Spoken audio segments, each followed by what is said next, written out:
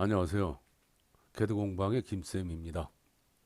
3D 프린터 운용 기능사 실기 공개도면 3번 문제를 풀겠습니다.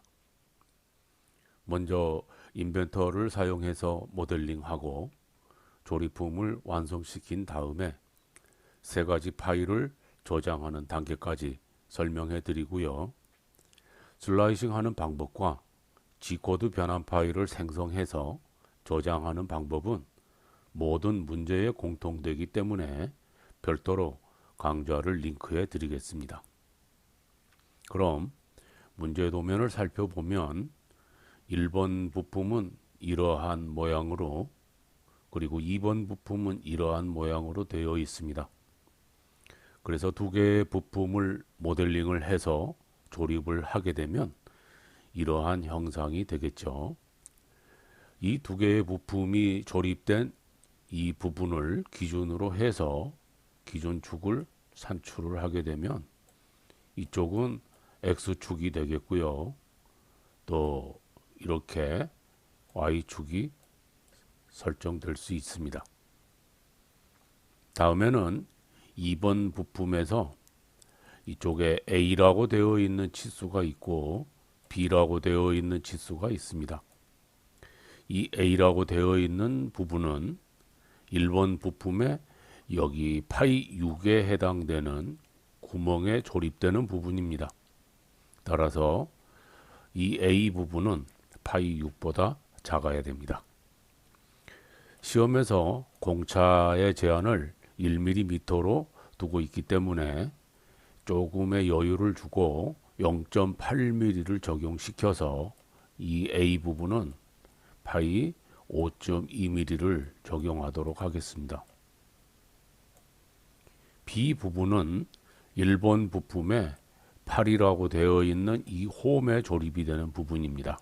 따라서 이 8보다 작아야 됩니다. 그래서 역시 0.8mm를 적용시켜서 여기는 7.2mm를 적용시키도록 하겠습니다. 자, 이렇게 산출된 조건들을 적용해서 모델링을 하도록 하겠습니다. 인벤터를 열고 초기 화면에서 프로젝트는 디폴트를 설정해주고 측정 단위는 밀리미터, 도면 표준은 ISO로 설정해줍니다. 그리고 새로 만들기를 이용해서 부품 템플릿을 불러옵니다.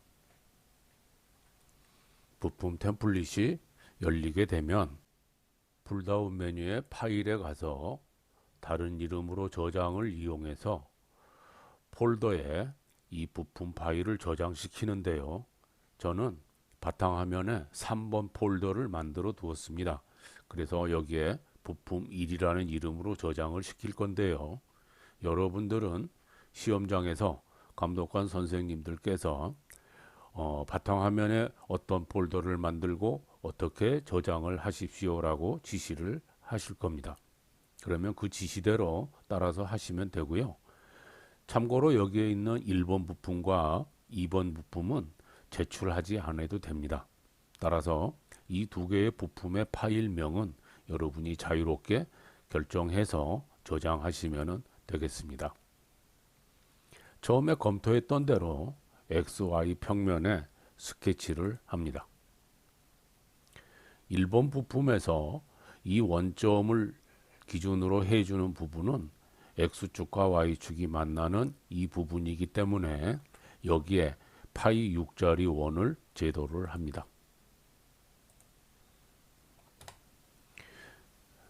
이 파이 6을 중심으로 해서 밖에 있는 외형을 스케치를 합니다. 선을 이용해서 이러한 사선과 이러한 수직선을 그리고요. 여기에서 홀을 하나 그려주고 또 이 호에서 연결이 된 홀을 하나 더 그려줍니다. 그리고 자르기를 이용해서 이 두 개의 선분의 여유분을 정리를 시킵니다. 다음에는 이 호의 중심점과 여기 있는 원의 중심점이 같습니다. 따라서 동심 구속 조건을 이용해서 이 원과 이 호는 동심이다. 이렇게 구속을 시킵니다. 다음에 이 직선과 이 호, 그리고 이 호와 이 호에 연결되는 부분이 서로 접선 처리가 되어 있어야 됩니다. 그래서 접선 구속 조건을 이용해서 이 선분과 이 호에 접선 구속을 줍니다. 처음에 접선 호로 제도를 했기 때문에 이미 구속 조건이 존재한다고 나오는 겁니다. 그래서 이럴 때는 취소를 해주면 됩니다. 역시 여기도 접선 호로 그렸기 때문에 똑같은 경고창이 뜰 것입니다. 그러나 확인하는 차원에서 한 번 더 접선 구속을 지시합니다. 역시 확인되었죠. 취소를 해주시고요. 다음에는 치수 입력을 합니다. 치수는 이쪽 호의 치수가 반지름 6입니다. 다음 여기 꼭지점에서 원점까지의 치수는 26입니다. 다음 여기에 있는 호의 반지름은 33입니다. 다음 여기 끝에서 여기 원점까지의 치수는 43입니다. 다음에는 이 호와 이 선분과의 사이의 거리가 23입니다. 이 선분과 이 호에서 가장 많이 튀어나온 곳의 치수가 23입니다. 자, 그렇게 해주면은 이러한 형상이 스케치가 되었습니다. 다음에는 여기에 있는 이 선분이 안으로 5mm만큼 들어와 있습니다. 따라서 간격 띄우기를 선택하시고 마우스 우클릭을 한 다음에 루프 선택의 체크를 해제를 합니다. 체크가 해제되어 있는 상태에서 이 선분을 간격 띄우기를 합니다. 안쪽으로 들어온 다음에 마우스 우클릭을 해서 계속을 클릭해 주면 이 호가 안에 간격 띄우기로 제도가 됩니다. 다시 직선을 이용해서 이만큼 부분에 수평선을 하나 제도를 해주고요. 자르기를 이용해서 불필요한 부분에 선을 제거를 해서 정리를 해줍니다. 이제 치수를 이용해서 이 호와 이 호의 간격은 5mm입니다. 다음에 여기에 있는 수평선은 원점으로 붙어서 19mm가 떨어져 있습니다. 자, 이렇게 해주면 여기에 있는 정면 뷰의 스케치 제도가 전부 완성이 됐습니다. 스케치에서 빠져나오시고 돌추호를 이용해서 이 부분과 이 부분을 동시에 선택을 해줍니다. 대칭 조건을 주고요. 16mm 치수를 입력합니다. 확인을 하고 다시 한번 돌출 명령을 실행하기 위해서 방금 전에 사용했던 스케치를 스케치 공유를 시킵니다. 그리고 다시 돌출 명령을 실행해서 이번에는 차집합을 선택하고 영역은 이 부분을 선택합니다. 역시 대칭 조건을 주고요. 간격은 8mm입니다. 그리고 확인을 해주게 되면 이러한 형상이 모델링이 되죠. 이제 비번호를 등각합니다. 평면 하나를 만들어 주고요. 평면에 스케치를 합니다. 텍스트를 이용해서 여기에 여러분의 비번호를 입력을 하고 이 비번호 문자의 높이는 8 정도 줍니다. 그리고 난 다음에 이 비번호의 위치를 여기에 있는 도면을 참고로 해서 대략적인 위치에 배치를 하시고 스케치 마무리를 합니다. 엠보싱을 이용해서 프로파일 영역을 선택해 주고 방향은 아래쪽으로, 그 다음에 음각을 선택해서 깊이는 1mm만큼 지시를 해 줍니다. 그러면 이렇게 비번호가 각인이 됩니다. 이제 정면 뷰를 클릭을 하고 이 정면 뷰와 이 정면 뷰가 맞게 모델링이 되었는지, 그리고 우측면도를 클릭해서 이 뷰하고 여기에 있는 뷰가 맞게 모델링이 되었는지 확인을 합니다. 등각뷰까지 한 번 더 확인을 해 보시고 이상이 없으면 저장을 합니다. 다시 새로 만들기를 이용해서 부품 템플릿을 열어오고요. 불다운 메뉴의 파일에서 다른 이름으로 저장을 이용해서 이번에는 부품 2로 저장을 합니다. 마찬가지로 XY 평면에 스케치를 하고요. 이 X축과 Y축이 교차되는 이 지점이 2번 부품의 이 지점이기 때문에 여기에 파이 5.2짜리 원을 제도를 합니다. 5.2짜리 원을 제도를 하시고요. 다음에는 나머지 외형을 제도하기 위해서 사각형을 이용해서 이러한 사각형을 제도하는데 가로폭은 20, 세로의 높이는 10mm가 되겠죠. 다음 앞부분에도 이러한 모양이 있기 때문에 역시 사각형 하나를 더 그려줍니다. 그래서 8mm에 8mm짜리 사각형을 제도를 합니다. 다음에는 수평 구속을 이용해서 좌측 선분의 중간점과 원점을 수평 구속을 맞춰주시고 여기에 있는 사각형도 우측에서 중간점을 선택해주고 원점을 선택해서 수평 구속을 맞춰줍니다. 다음에는 동일 선상 구속을 이용해서 이 선분과 이 선분은 동일하게 맞춰주시고 다음에는 치수를 이용해서 여기 좌측에 있는 모서리는 여기 원점으로 붙어서 5mm가 떨어져 있습니다. 또는 이 원점에서부터 이 우측에 있는 모서리가 15mm가 떨어진 걸로 제도를 해줘도 됩니다. 자, 이렇게 해서 스케치가 완성이 되면은 스케치 마무리를 하시고 돌출을 이용해서 제일 길게 튀어나와 있는 샤프트 부분을 먼저 돌출을 시킵니다. 대칭을 지시하고 전체 길이는 16mm입니다.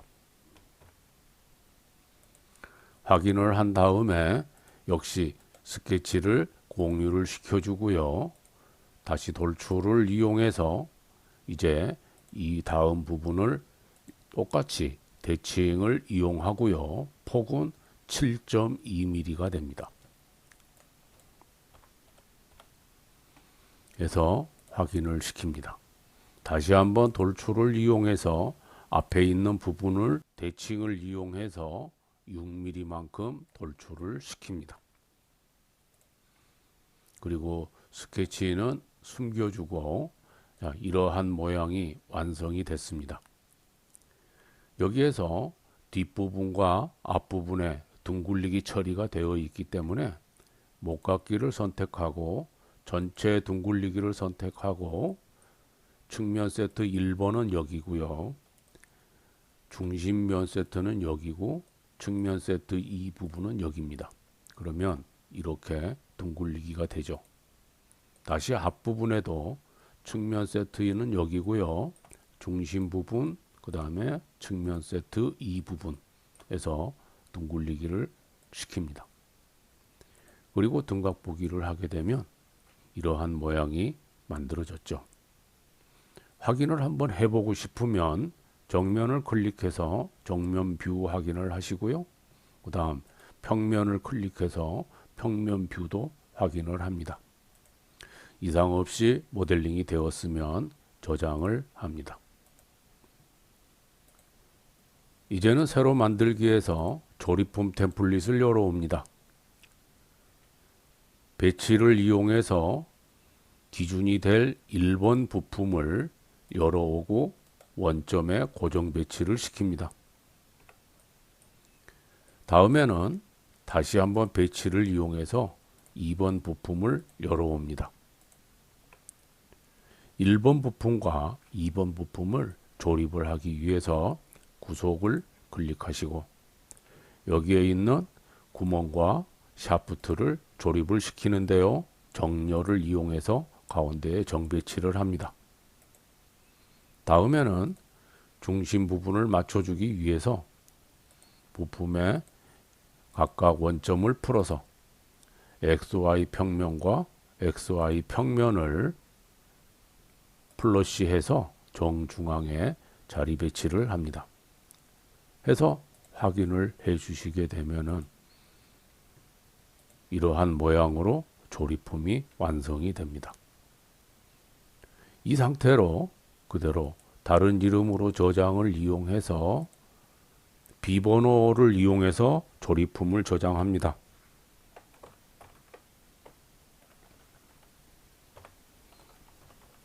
여러분의 비번호를 입력을 해 주시면 되겠죠.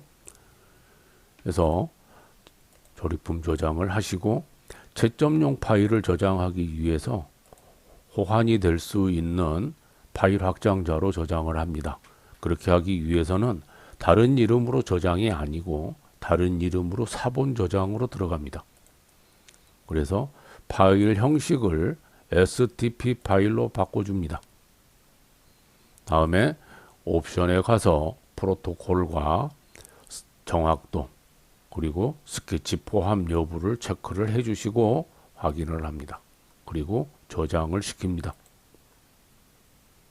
다음에는 STL 파일로 자세를 잡아줘야 됩니다. 지금 현재의 모양이 이러한 모양으로 되어 있습니다.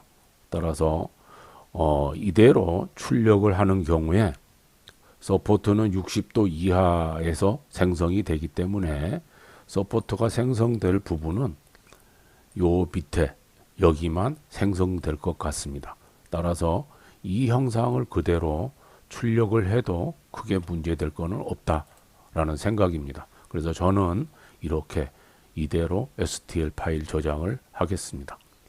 그래서 역시 다른 이름으로 저장해서 다른 이름으로 사본 저장으로 들어간 다음에 파일의 형식을 STL 파일로 바꿔주고 옵션에 들어가서 단위를 밀리미터로 바꿔줍니다. 단위가 센티미터로 되어 있으면은 출력물이 10분의 1로 축소돼서 출력이 됩니다. 그러면 실격이 되겠죠. 따라서 반드시 밀리미터로 되어 있는지 확인을 하시고요. 그리고 저장을 합니다. 그러면 IAM 파일과 STP 파일과 STL 파일이 저장이 됐습니다.